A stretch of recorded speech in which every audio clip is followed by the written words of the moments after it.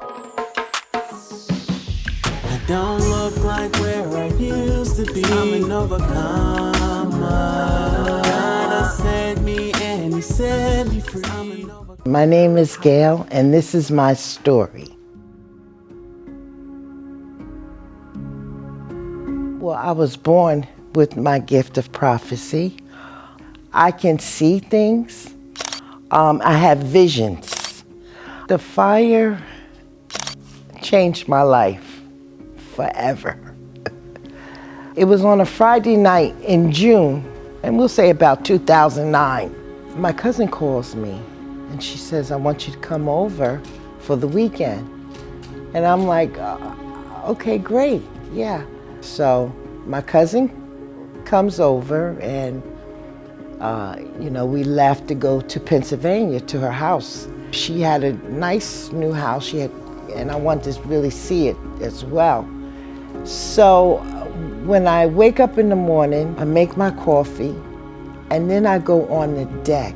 She had this beautiful deck. And Pennsylvania is a beautiful state.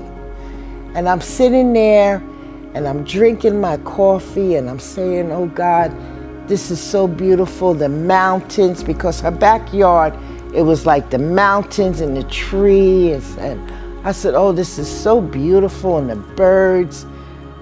And I'm just sitting there admiring this. So after I get finished, I go inside, and I go to her couch. She had a couch, and I would just pray and ask God and thank God for so much, how grateful I am and everything. And then the next day, it was like a ritual. I would do the same thing. I'll make coffee. It was like 5 o'clock, after 5 in the morning. And I'll go back outside and sit down and drink and look at the birds and see how beautiful the trees and the sky. And I finish, and then I go back inside. I get ready to pray, and as I'm bending down to get ready to pray, I had a vision of the front door of my house, and all of a sudden it was soot coming up, and then it just burst into fire, flames.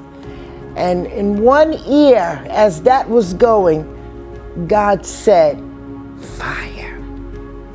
And then in the next ear, and when he says it, I'm saying, oh God, I love you so much. Oh, I thank you, I love you. And in the next ear, he says, fire. And I'm still, oh God, I love you, I'm sorry, I just love you. And after that, when I said all that, I was just, I was crying, but I just didn't feel right. I couldn't tell nobody, because when God tells you stuff, you're not really supposed to let everybody know between you and him.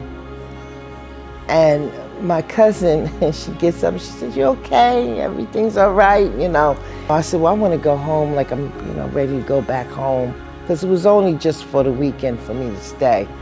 And she says, okay, well, we're going to go shopping.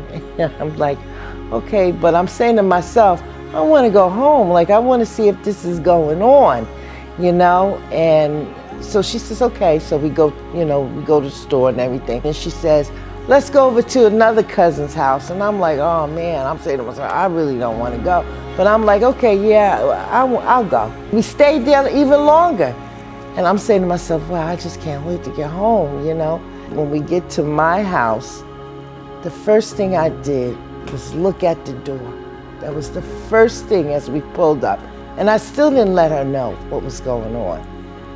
And I said, okay, everything is all right. But in my heart, I'm like, something ain't right. It's just not feeling right. Just the whole atmosphere, the whole feeling, it just didn't feel right. And my son, all of a sudden, he's at the computer, and my son-in-law, he's standing next to him, and they said to me, they said, Ma, we got to get out of here. there's a fire next door, and now the flames is burning. As I'm going towards the back door, I hear people said, "Fire, fire, get out. It's a fire, get out." I just ran out, no shoes at all. And I go to the side of the house to run. And as I look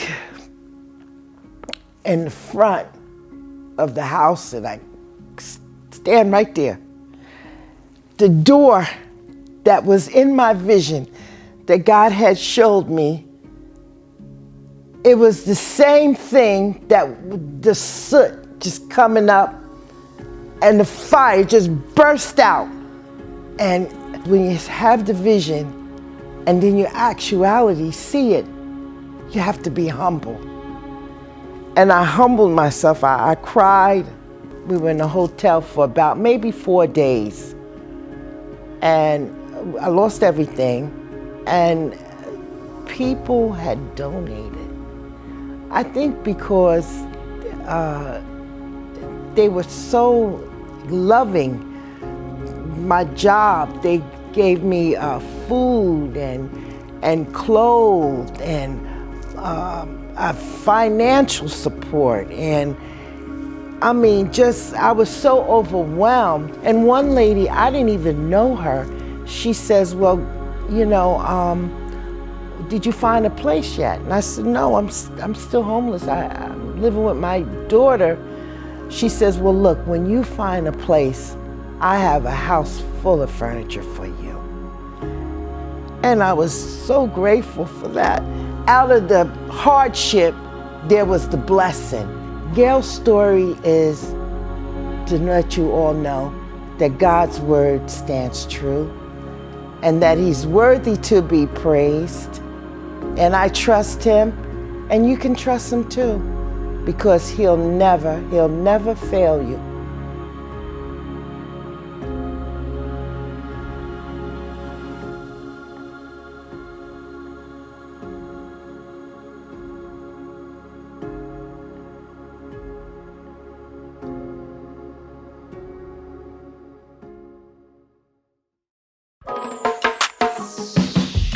Don't look like where I used to be. I'm an overcomer. God has set me and he set me free. I'm an overcomer. God is always by your side. You shall live and never die. Be a witness, go and testify.